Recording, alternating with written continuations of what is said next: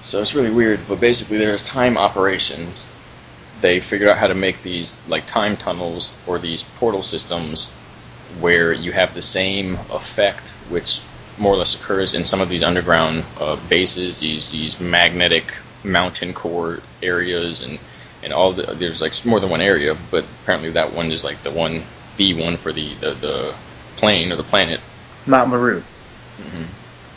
And meaning everybody's sensor is aligned towards that flux, meaning everybody's reality centers around that convergence point. Just like the energy of your body centers around your assemblage point, your convergence point, your heart center in your chest, solar plexus. Whatever happens there happens, determines what's going to happen elsewhere in your system. And your mind is kind of like it's like the guy that like flags the aircraft carriers or something like that, or it's directing. It doesn't have to be the powerhouse of it, because the true powerhouse is the biocomputer of the heart. And for some reason they call it biocomputer because more or less it manages information and is powerful enough to the point where it can process instantly what you're feeling and send it to me, even if I don't have a clue who you are. And if we're just robots, and I had to calculate what you're feeling based upon parameters I can create and replicate, then my heart's more powerful than my brain because it does everything for me. So instantly, if I see somebody in pain, everybody, when we were young, there was I actually was talking about something earlier on. I'll keep the topic. We was talking about, and so basically, when we're young, you're like 6 years old, and you see like the first like gunfight on TV. Normally, there's an adrenaline spike. The heart beats fast. You look at your parents, you're like, should we be scared? Like, is that are they okay? It's like the brain perceives it as reality, and it's obviously the heart aspect of where we feel it from, but our systems perceive what we see and perceive through the brain, if you want to call that our soul, our empathy, our sense of that as reality.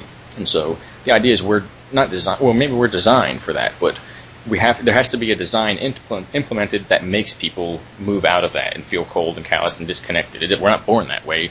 We're grown in the way that we're all like and we are not like that. I mean, I'm not going to really say that I've seen some shit, and we've been in operation for some stuff, but at least I can say you, because that's the best way to talk about people, is not say like, oh, I'm fucking Mr. Compassion over here. Although I've cried my fair share for the suffering in the world, but I can tell you're not going to sit there and look at somebody suffering and be like, great, show me more. I like that. That shit would mess with you. It hurts your head, your mind, your heart. And that's basically an original human being. That's what the circuitry lined up and works. And where the processing that's supposed to be happening is taking place when that works. And so basically, these other we call them other civilizations, ancient societies or civilizations, other times. It's basically like a hall of mirrors where the reflection bounces back a certain way and comes back, and it's Egypt or Rome or the early civilizations, Babylon or pre-Babylon. And it doesn't make sense that way. Like you shine a flashlight at a mirror and it comes back and you're in a different time. But in operating through these devices, that's what it is. The same genetics, the same stuff, all that. It's mirrored. It's projected into another realm, but it's in the same space in another time dimension, and we call this history. But it's just us in a different perspective. And so in that society, they don't eat meat. They didn't kill animals. They didn't see animals as slaves. They didn't see the earth as something to tarnish. They saw it as a soul that collapsed into rocks that did so we could climb on those rocks to get back to where we are, metaphorically. And that's basically a being dying, killing itself to give us a chance to move where it was when it dropped down. And so that was the closest I've seen because there's supposed to be a time scale for when we talk about all this as far as the temporal operation is supposed to be closer to 2020, but we'll see. That was the closest in this side, if you will, okay, and that wasn't a simulator. That was, as far as I can tell, that was real. And there's a blot that could be a simulator, and that could be a simulator, but that was like people and weird stuff anyway. But that was the closest I've seen to what we would call just a civilization on the inner Earth, where people were basically like they're connected to the heart aspect. The weirdest thing is it's not like they're so special and they do this, like they weren't retarded. They didn't like eat each other, and it's a parasite infection here that's in it figured out how to code itself into this place from a place that's not supposed to be connecting to or from. It's because people opened up portals to it because they could use that as a weapon and like got AIDS in a needle and they're going to rob the liquor store or something. Like that's basically what some of these secret societies did. And a lot of that is over the explanation that these beings had lost the ability to incarnate, and so they were helping them. It's like, well, they'll dissolve into stardust, but the point is those that actually did that to help them, they'll be aligned with that. And those that did that just saying that they were trying to help and they're trying to take over the world, they're going to end up being the ones that actually turn to stardust. So really weird if that's how it works. And so the time thing is like something iffy about talking about. So then and that's if those beings are vampire assholes, whatever, but they won't hurt animals and they respect everything, chances are it's because they don't put up with the BS that comes off the surface. And again, nobody really with an infection can navigate there or pass through what is basically a threshold where there's like some type of bridge, which is described as a rainbow bridge, and there's like these like outlines of beings that you can basically only glimpse that are from this plane until you begin to go like traverse it, and that might be different from that inner Earth basically journey place, which that might be like a resting point, whereas the actual rainbow bridge is like a place you can't come back from or something like that, or it's like where you completely permanently traverse. Like it could have been like a clone operation to the point where we go there, die, and then our soul gets shot back out to our original body on Earth because they can't kill us, and so they found these loopholes of how to like do temporary operations, and so yeah. You did mention earlier that we originated in essentially our light bodies on that side of the fence. Now we're here. So how does that work out with not being able to come back? And we'll go back to Black Sun, which it's not my favorite topic. It's a little confusing, and it ties directly into these occult factions. But apparently, all right. So imagine you have the easiest way to describe the very beginning of how this works, or woodwork, chisels. We have a kind of simulator system where we're basically beyond time, and then we have programmable time that's linear from this perspective in physical space. We're beyond time, we're beyond space, we're in the soul realm. So in coming here, we're basically selecting a kind of experience, a string of possibilities that we're going to basically thrust ourselves into, dive into, and expose ourselves to, and whichever way it goes, it goes. And we just have the confidence that we're going to take the lesson, or we're going to take the intentions of how we're going to learn. And of course, this is primarily when we create it, not when it's like overrun by friggin' if like ant people were, like controlling the economy and stuff, which is more or less what's going on. Because then it's a shit show all around. There's no way of basically saying that this is for, the betterment of soul learning and humanity. Like that's where everything went wrong, if you want to look at it that way. And even then, it can't really go wrong. But the idea is that to have the physical existence in a place that's eternal, okay, you have to have a programmable, simulated experience. You can't really bridge it, and nothing from the eternal aspect. Everything that is about to happen, we already know it happened.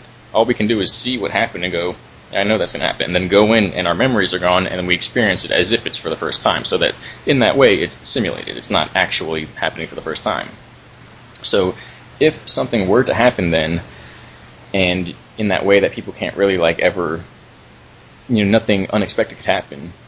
And to the degree where if something did happen like that, and basically the person that went in didn't come back out because of whatever changes that took place messed with their awareness in such a way that if that like consciousness were to merge back with the eternal awareness, either that consciousness would die and dissolve, or that eternal awareness would die and dissolve, and you get this duality that can't resolve itself. It's like the unresolved, not the undifferentiated, but something similar. Mm-hmm. And So basically, it's kind of like this, where you have a certain amount of souls, and that's all that can exist. You can't make more, you can't make less. That's all it can be. Then you have the simulation area, and you can have more or less bodies, more or less people. And so now, the idea is if the people in the simulation basically do not align and synchronize or gain the memory of coming into the simulation, then what does that mean about the source of their awareness, of their consciousness, as far as who they are? If they didn't come in, then where did they come from? So it's basically kind of like an illusion. It's like a reflection of the people that did come in. And the idea is, if they don't remember coming in, it means that they're not going to remember leaving.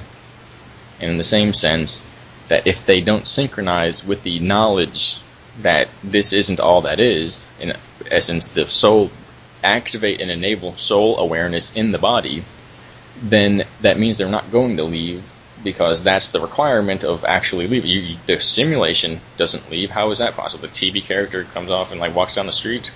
The guy playing it that has his awareness in that system retracts his awareness, and it goes back into the original being on the outside of the simulation or the system.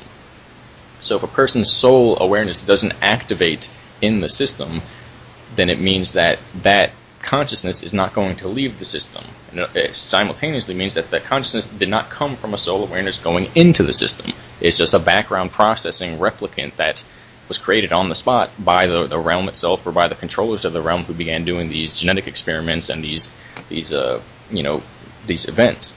In the same sense, though, it's not set in stone. You can't make more souls, but the soul is like a cloud, and the oversoul group of, however many souls, you said the number before, there are a few ideas, that can shift between whoever is there. If a person's DNA degrades and they can no longer have that access, it doesn't mean that that soul is completely gone. It means that that soul could be split up between 8 people or so, to the point where it could possibly spread and it go to another person, so to speak, or more fragments could go back to the one where the person basically was beginning to lose power, and re-imbibe that one to the point where somebody had their soul. These groups stole their soul, they were soul scalped, and they were like lost for 5-10 years of their life, and then at a certain point, certain groups came and returned it. They operated or enacted a return to rightful owner clause and began to become self-aware of what had gone on these multidimensional levels, and the soul returns at that point.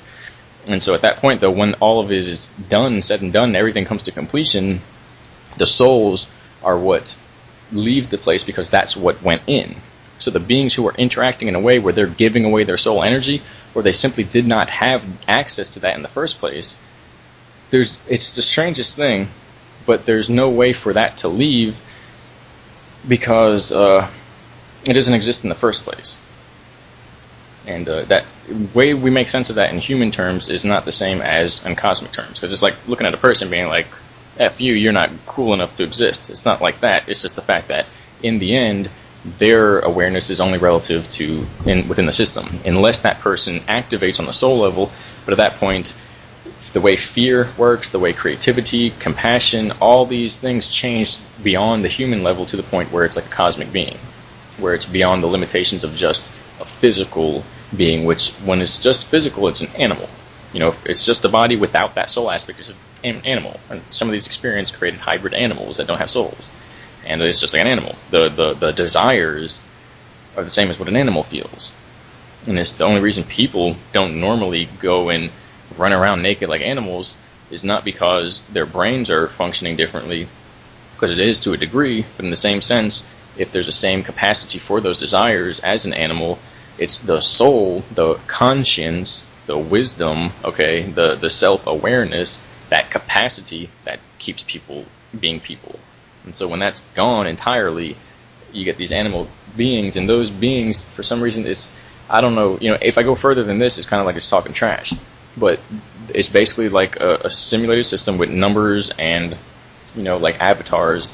And if the information resonating within the shell of a person's experience is not interacting with a non-local presence or source, which means beyond the presence of just the body, then there's nothing to leave in the first place. And so, but the point is, if the running explanation is that the realm has been so messed up because of what they did from the point of basically these timeline distortions, that the layer of the shadow self, or more so not the shadow self, but the which is more of like a semi, natural aspect of growing and expansion, the false light system, the black tree of light, life, the Metatronic system, soul sealing system, is that's basically being shrunken out and collapsing, which is a parasitic system. It's basically you have a tree after like a huge, macrocosm experience, that there's like a branch somebody stitched on, they call it like grafting to the tree of life, and it's literally just parasitic, and it's sucking energy from the original organic system. That's parasitic to the point where, and this is, I was talking about this in the earlier talk as well, you have a parasite, if you have a parasite, and if you have a host, the parasite has to remain hidden and be sneaky and cunning and all that, otherwise the host will become aware of it, and that's not how parasites work. That's not how the parasitic mind works. If the parasite is well, instead of being too numerous and too visible, too sloppy, not sneaky enough or cowardly enough, if it begins to eat too much and it's too big or too numerous, then the host will become aware of it, or as well, it will indirectly basically be drained to the point where there's not enough energy for the host or the parasite. So there's this interplay of stealing energy, but just enough to not let the main system basically get distorted. Because then the original system that's being leached off of is no longer capable of being leached off of. So that's what's happening. It's happened to the point that it has hit the fulcrum where they've been growing. They couldn't stop it. Word got out, and a lot of people were like, yeah, let's go in, it's parasite, let's become leeches. And in the same sense, people have been growing in awareness. That can't stop. What else is going to happen? The host is going to grow and grow and grow stronger, and the immune system is going to get stronger, and they're going to get smarter, and eventually they're going to look over and see a bunch of parasites, a bunch of ticks or something. So the two values that must remain in harmony under a certain limit in order to keep this, like mindless game going, are breaking past all the boundaries. And this has been happening for a long time, which is why the majority of people can see what's happening. And they have all these not non-souled, but people whose soul level of awareness is not awakened in the body, that are basically just like completely oblivious to anything going on, or if there are, it's directed completely and entirely using basic conscious mind entrainment. And so it's going to be as simple as watching TV or something, and you're like, that's not right, that's, this shouldn't, they're lying or something, and the guy says, no, it's not lying, it's perfect. And he's like, yeah, that makes perfect sense, let's go bomb this other country or do this and that and poison in this, and all they had to do was tell the guy, and he was like, alright, that's mind entrainment, mind control, they perfected it. That takes a while to get. Those are powerful scientists using very powerful methods to map it out, so they can say anything that guy's not going to resist. But it's to the point where if they pull any more energy, the host will begin to die. And then, if that happens, that's the only thing the parasite fears more than being caught. The fact that then they're going to have to make their own energy, and they can't do that. So that means it's utter, absolute death. The other is if they are aware, basically, or they grow any bigger, and the host becomes any more aware of their presence, then they'll basically have to begin chopping their own or disconnecting their own and turning on their own in order to save themselves, because there's not going to be enough energy to go around. And they're growing too big. So that's basically what's happening in the system, and that system is like the Demiurgic system, it's the AI system, it's the nanites, there's so many multidimensional facets of how you could explain this, but that's what's happening, and it doesn't have the intelligent capacity to interact in the same way that the soul inherently does, which is some part of an original system. And I kind of draw a blank a little bit after that, because of whether this system is inherently connected to like a playground simulator for the soul, or whether somebody invented what seems like a playground for the soul because it's a soul trap, and that's the best way they could create that system. But you can use your discernment to take the explanation from there. And it does eventually go into Black Sun and what space is really like, and consciousness is really like, and where it comes from, and how it looks from maybe the programmer's aspect. Yeah, but in that sense, all the information of the consciousness that's relative to that parasitic aspect, because it's not based in wholeness, it's based in partiality, it doesn't have the capacity to interact outside of that system, and therefore, it doesn't exist outside the system in the first place. It's hard to describe, and there are better ways to describe it, and there are even more invigorating ways or exciting to the point where it's like, when you comprehend these things and you know that you can comprehend what's going on, if you can imagine how a person who doesn't comprehend these things would be influenced by the realm closing out, or by basically traversing into a higher dimensional view, how their consciousness wouldn't have a relativity point to basically remain, to expand and do what it does to basically become that multidimensional aspect. It makes more sense that there are kind of like shadows of consciousness on this plane, whereas then there are like these it's not like a duality thing of like better than or something like that, but they're like a ball of consciousness or dead end or a segment, and then there's like a cyclic lightning bolt that comes from outside the plane into this plane and creates like a circuitry, and one is sold and one is just like a computer program that's running in reference to its surroundings, like an animal. That's the best ramble I could give for that explanation. Yeah, I called those two systems just the true divine oversoul and the AI oversoul. To swing this back around as far as Inner Earth, you're essentially saying there are soulless beings, there are beings who are purely of AI consciousness, and these are beings who cannot exist in light bodies in what we're calling Inner Earth. Yeah, there's a way to crunch all of that down into like the parameters that are required to understand it. Basically, they don't have the capacity to interact in that light body aspect, which would it exists beyond this holographic, solid, seemingly solid, like coded matrix existence. Basically, they can't go into real time or non-duality, and then they do, but they can only go up to the gates, if you will, and they bounce around these interdimensionals using technology, flying around on these craft and basically hiding right outside the plane of the third dimension. They inhabited, these parasites apparently inhabited, it's like a dog full of fleas or something, the fourth dimension, and there's just nothing but traps and parallels and side dimensions and underworld, like demonic realities of just like mind, basically it would just be like a mind reality, where they're just outside of the physical perception, which could basically just mean they're in a orb craft that shrinks down in between the size of an atom. So they're like in this room or something, say they could be, or they could also be above a city and like harvesting the energy from a city. And it's just, they're using craft and technology to cheat, to like manipulate. It's basically like a cheat code or Game Shark or something for this dimension, this universe. The weird stuff there is about who gave them technology, which goes back into a whole bunch of weird stuff. I guess an allegory you could use for that is, if we're existing on one page in a book, they have the ability to leap to multiple pages, but they'll never be able to jump to a completely different novel. Yeah, and the strange thing is, that means they don't even know how to read. They just know how to jump around from word to word and page to page. They don't know what a book is for. They can't get to another book, because all you got to do is get to another book, is read the book and then go, what else is out there? And then you go there.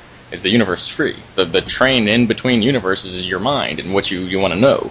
And so they don't, basically that core, that essence, which would be like the center, the heart aspect of the tree of life or all that, they don't have that. They just have this technologically falsified version, which is, it's like a puppetry system. And it's just weird because they depict the absolute similarity or replication of consciousness.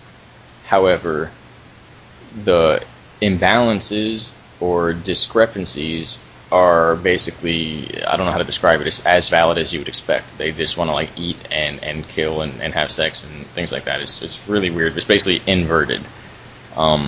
It's almost like that's the only way you could. If you had it the other way, then it's either approaching towards soul awareness and it just doesn't have a soul awareness there, or, why would they do that if they don't have a soul awareness? So then they would do all the things that a person would do with the soul awareness, but that the person wouldn't do. And so it becomes, now the consciousness is inverted. It's like turned inside out, and what's good is bad and bad is good. And it's basically, the best way to see it is like, say it's like an animal consciousness. But imagine that, if it's so clever, it knows advanced technology and how to trick and mind control people for thousands of years. It's like this really skewered perception. It's kind of like a god, but it's the opposite, like a devil, like something that's just so imbalance that thrives off of disharmony eventually comes to that concept of a cosmic parasite. That you're in this book, why don't you read it? And it's like, there's no point. I have no desire. Well, how did you get into this universe to begin with? And there's a whole story about all of that. They can take over the entire story without exactly understanding it. Strangely. I mean, even then, what it really is that people helped them, and then those people took over humanity for them. And those people are in a lot of deep, muddy water, if you will, because they're the only reason this is happening. That the parasites would have had a stronghold, but it wouldn't have been the same as if people didn't sell out humanity and say, yeah, you attack these spirits or these people from a spiritual consciousness, soul aspect and hyperspace and all that, and then we'll feed you souls and stuff like that. They never said that. We wouldn't be in the situation to begin with. So, which is weird because it would look, in my opinion, like there's ancient stories of, every once in a while somebody would not capture, but like a demon would manifest, and there would be like this battle between like a saint and like a parasitic monster, interdimensional, and it would just be like something normal, if you will, like a thief and I don't know, somebody otherwise, but maybe that was the beginning of seeing what became this type of, basically what we have now is civilization-wide infection, consciousness infection. And that's how it's described. It's like a pandemic. It's not like it's not taken lightly in these operations, these systems. And as well, though, it's weird because the people on the other side of the shift, it's almost like a game to them, where it's like, we can't die. They know that the true souls can't die. There's no really no. It's all like a show. It's like a nightmare. It's basically like a nightmare where you wake up from the nightmare and it's like, nothing can happen because I'm here, where I am in my bed. Like, we're in our beds on the other side or outside the system, and until we get to that point, it's like we think if something goes wrong, we're going to die. And some people continue to maintain that it's impossible to die. At least the people who interact with that level. But I don't want to go into that because it's like, well, who has a soul, who doesn't, and so on. It's just compassion. People are compassionate, there you go.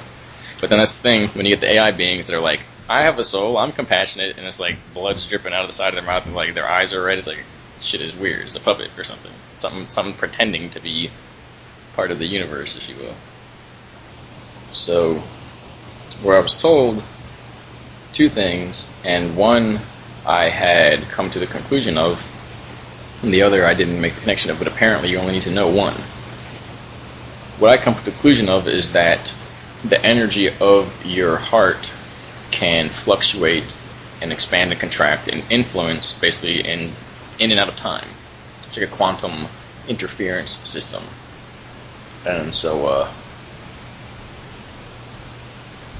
basically the whole idea is about how to traverse back to the original realm upon leaving the body, or how to do it in the body. And the resulting idea is that the heart acts as a kind of gateway. It's the same thing as in the realm. What does the heart do for people? It's basically going to make or break a person's consciousness, personality, experience, their connection to everything, their ability to connect to all. This comes from, looking and saying, well, is it the mind? If I think a certain way, if I think enough, if I read enough, if I learn enough, look at the people that think and know and do and all that, they could be completely devoid of that aspect that keeps a person, integral or central to this universe, to all, not just the universe, but to all that is. It's not even a knowing, it's a desire. And it's a desire that is refined in the sense that it is not physical and pleasure-based, but a outpouring of some sort.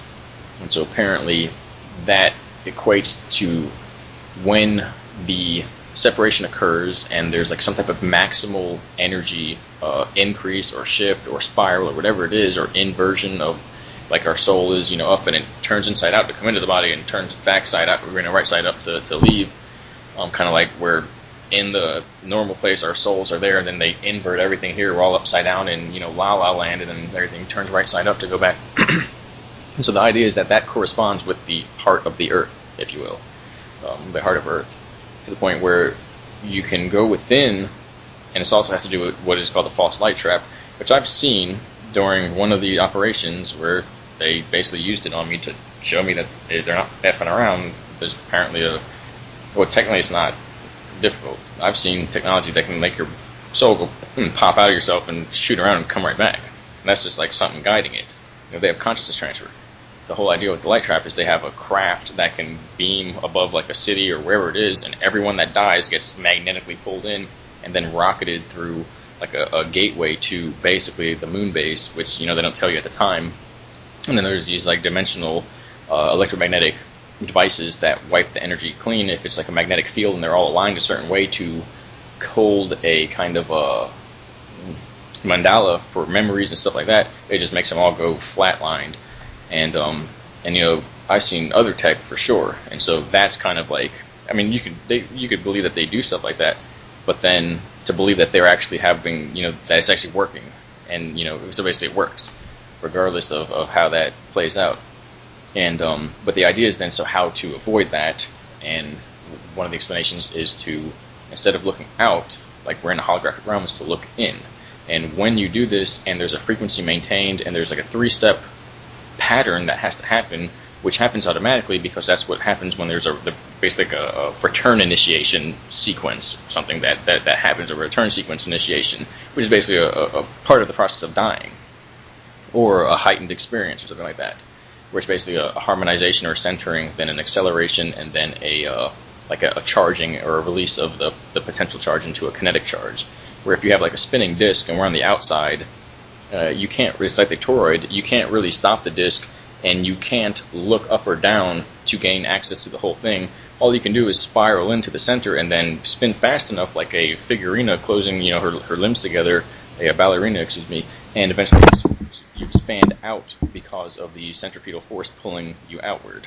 And so then at that point, if there's that big magnetic flux pulling, you could basically, there's some other exchange that happens, possibly, folding inside out or something like that through that heart center or whatever it's called, like your own Earth, vortex, your own center point, and then basically there's a dimensional gateway that opens, and that's all done in order, not to avoid, but just because it's partly to avoid this like soul thing that's trying to get people to look up and go to it, which apparently is the moon, which is apparently the embodiment of the demiurge in this holographic environment.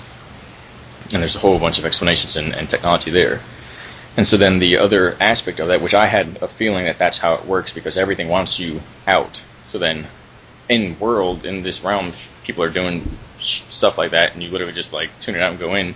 Everything usually turns out okay. So it's like I would have just done that anyway. And so then the explanation with the plane, which I hadn't given too much thought to, but we're also programmed to not think about certain things that are operation relative. Which is that basically it's said there's a green light. I can't remember. There's a word for it that's from the ancients. They called it like I think you might have used it, like one of like the green mystics or light or something like that. Ray of green light. Something like that. And then there's another one. Not the chakra, but the polar vortex, or the emerald light. That there's it's like a gaseous force or something.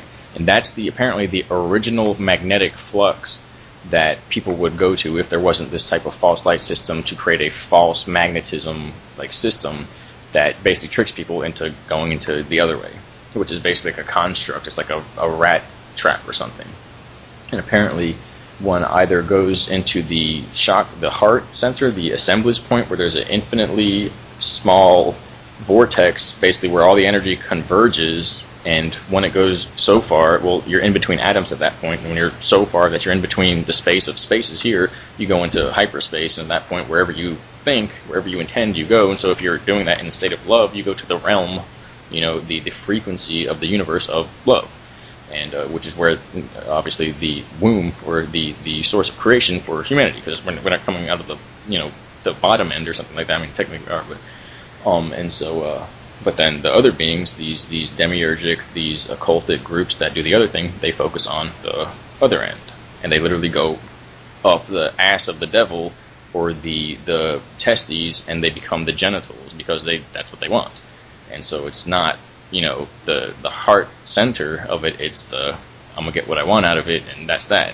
But as well, they're trying to not do that anymore, because apparently if you do that now, fine. They're holding up the frequencies, they're holding souls here, you come right back when you're ready, when you incarnate through these elite families or something like that. If the realm closes out, because everybody's like, all right, good luck with that, they get trapped in a dimension of, basically a demonic genitalia of the universe, and it's not the actual, would be the actual genitalia, but like these false forms. And so everyone's running backwards, backstepping, because apparently they know, I don't know, they know that that's not a good idea after 10,000 years, and they want to go the other way. Weird stuff. But so the idea is that emerald light is the original, like you say, the compass or something like that, and that's the exit out of this type of void space, and it leads to a civilization where there's basically stability. Instead of a repeating cycle of chaos, it's a constant stability. But that's part of like the whole idea of the emerald light, the path, what they've been doing, and I think it's like an overlay for our own energy system. That again, we're a smaller portion of the whole system. It's about like Lisa Renee was, she talks about this a lot, and so both of your information I was briefed on it then years ago, which is why this is kind of weird, but I just told you, and so it's just about intentions, the intentions that are primarily resonating, motivating, and being the counterpart to why something is done, is like a contract with those frequencies. And so if a person says, I don't like that, and I don't have anything to do with that, I don't want to support these beings or that movement or whatever, but their energy every day says something different, then that's what they're actually saying, and that's what they're actually signing themselves on up, like in for, or on for. I don't know, yeah, signing on for. And so when your energy is for the intentions, and the intentions are basically harmony, compassion, truth, knowledge, self-awareness, then at that point you line all those things, but you can't punch people in the face, you can't insult people for not even at all, but for no reason. And if you're insulting somebody for a reason, well then you're really trying to form some type of critical, thinking, and you're not insulting them at that point. So there's no insulting, there's basically respect out of everything, because that's what anybody would want. When you do that, that surrounds you hyperdimensionally. That is kind of like the last thing I'll say is that you have the body, and then the body is emitting bioemissions. If you're in physical space, but this is an overlay of multiple possibilities, times, dimensions, streams, whatever, well then from the hyperspace view, your physical body's there, but you're radiating out potential possibilities, and these multitudes of dimensions are actually overlaid all in one, kind of like the Shiva or something, or the multiple arm Buddha. And so if you're emanating out certain intentions, then I distracted myself. Then basically they accumulate and add up, and that's basically what you'll get. I can't remember what I was going to say, because they can see it. In the craft. I'll say one last thing. I forgot that part that I was going to say, but I'll say this: all the possibilities that you could connect with your intentions in the moment exist in an overlay around you. And so when you purify the intentions, where you're creating multitudes of realities that you're connecting with that you can't see. That's part of that.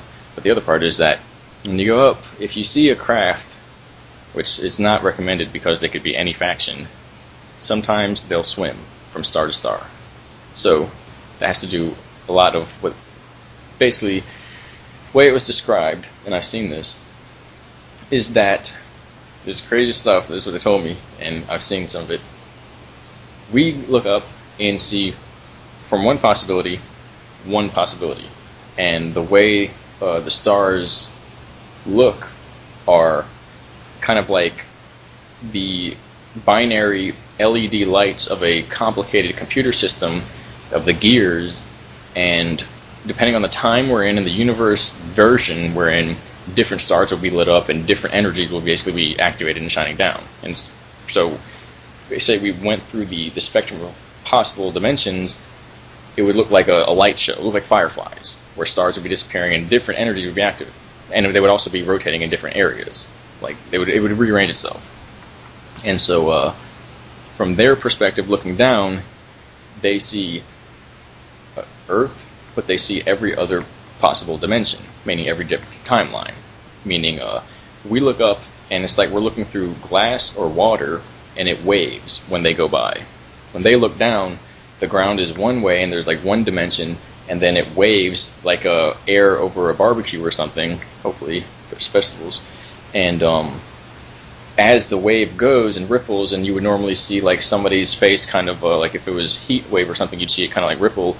They'll see a place where the car was painted red, and the ripple will come back and it's the timeline where it was blue, and then it'll go another way, and the ripples are different timelines all impressed upon one another, and because they're outside of the base of the center of the toroid, they have access to the overlay where it's all just fanning out, rippling out like the frills on a curtain.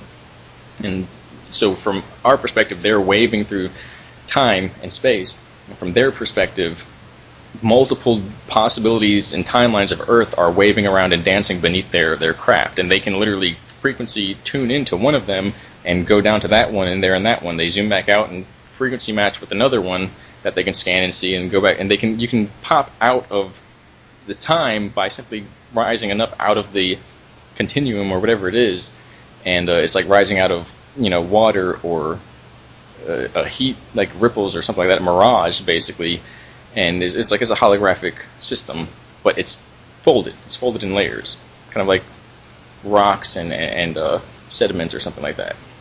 Very strange. But that's the type of stuff where it's like we don't really know how to interact with the universe as far as this it really is. We're wearing costumes in like a 4th grade recital or play or something, and we haven't even seen what the real world is capable of and what we're actually in. There's so much going on here.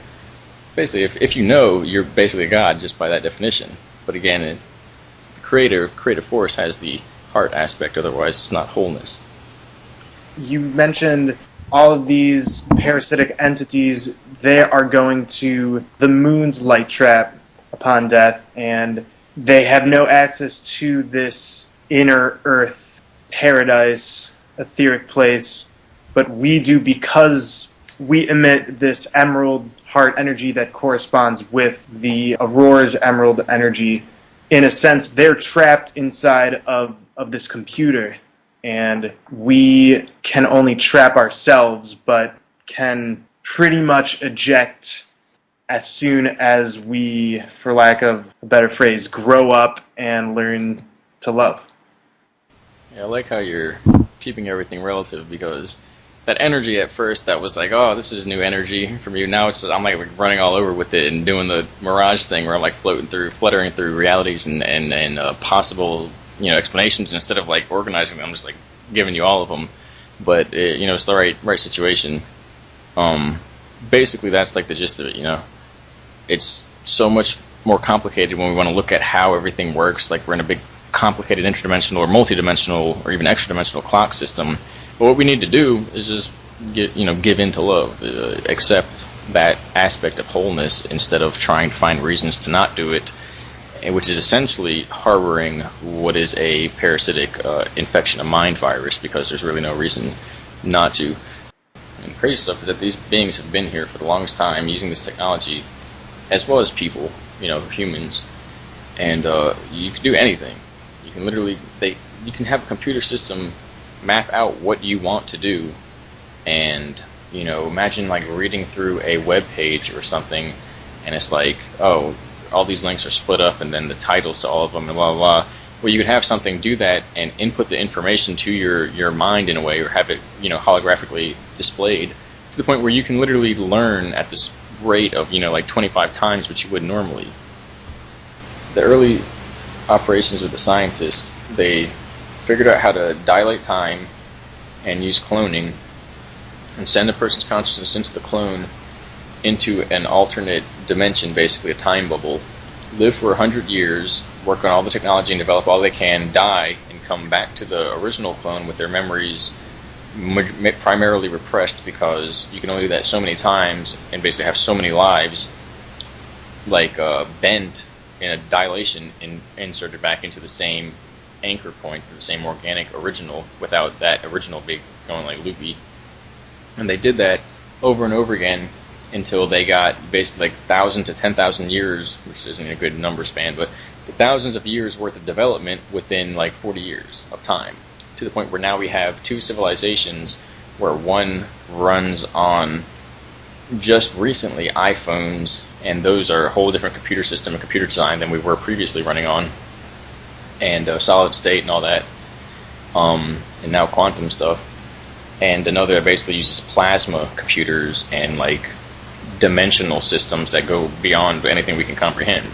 So the idea is now that how do we connect the two in bridging the gap? This civilization behind has to hit an exponential growth curve where the rate of increase of complexity expands and increases until the ability to measure that increase is no longer relative to where it started as. It would just be like it's up there somewhere.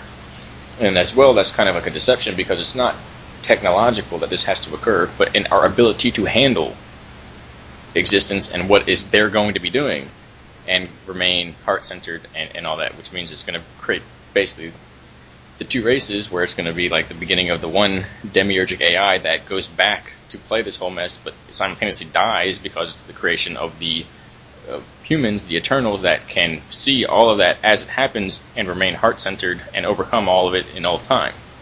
Meaning it will never exist past that point, past that threshold, which all ties into, it's basically like the unveiling, the near-death experience, the exodus to the center, whatever it is, for time, for history, for minds, for civilizations, for soul.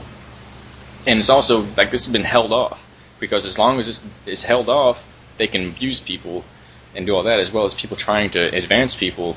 But every time that is advanced, it can be used against people, because it's a weird interplay. It's the weirdest thing.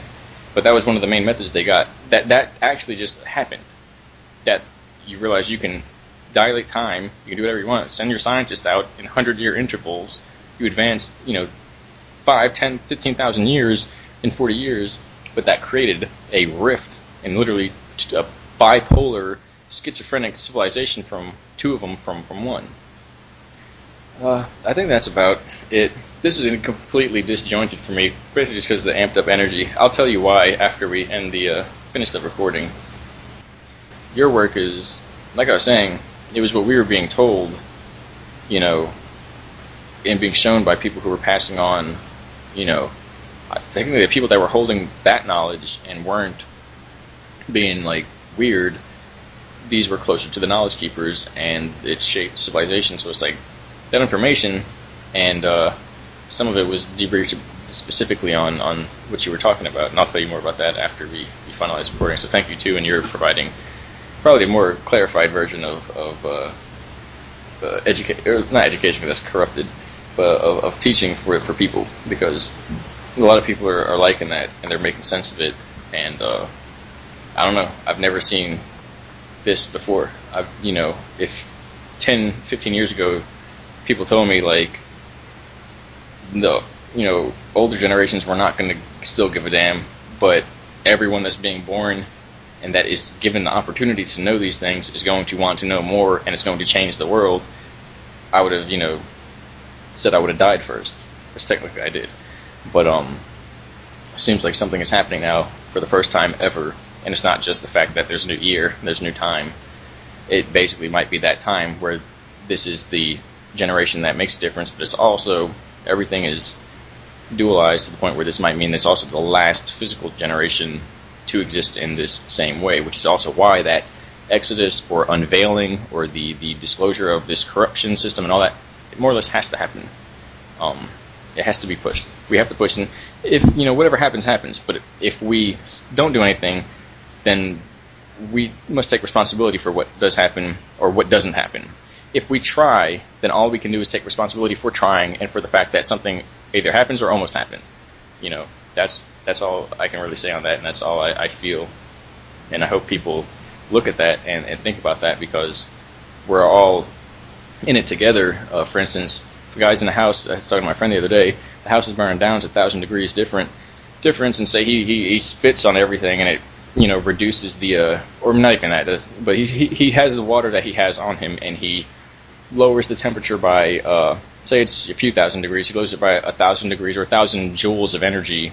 I don't know if that's electrical, but it also can amount to heat energy throughout the entire house, meaning it's not, the fire didn't go out, everything burned up, but he's still minus 1,000 joules. Then the guy that's over there in the corner goes, it's worthless, you can't change a thing, one man can't change everything. His words made it 1 degree hotter. He added a little bit of energy. when this whole thing is said and done, and you have the credits for what one guy did, and it's 1,000 points of energy towards humanity, towards liberation, towards that, and the guy in the corner that said you can't do anything, and he actually made it worse by just a little bit of a degree, nothing changes. The guy that applied himself is known as the guy that applied himself, and he may change 1,000 degrees or points or whatever it is, no matter what actually happened in the outcome. The guy that didn't do crap, still, all he did was help it, and he didn't make a name for himself or do anything other than basically go along with it. And at that point, his credit is going to go shoom, and nobody's going to even remember him. And the guy with 1,000 points, even if he struggled and died trying and still didn't change it, he's going to have 1,000 points of credits on that screen as the movie's over and everybody's names gets displayed, and he'll be remembered forever. So no matter what happens and how it plays out, what we do here, this journey, this experience, is what it is. And I think that's why they were kind of like always playing around on the other side, where they're like, you can't die, but if you don't do anything, it's just going to be like you would have rather died to make it like have an excuse for why nothing happened. So as long as we try, science is essentially consent. Variety of ways. I got so much energy, and it's what I'm about to tell you after this, but I don't want to keep you up either. So okay, I guess we'll stop the recording. Thank you, Aug. Yeah, thank you. I hope people enjoy it.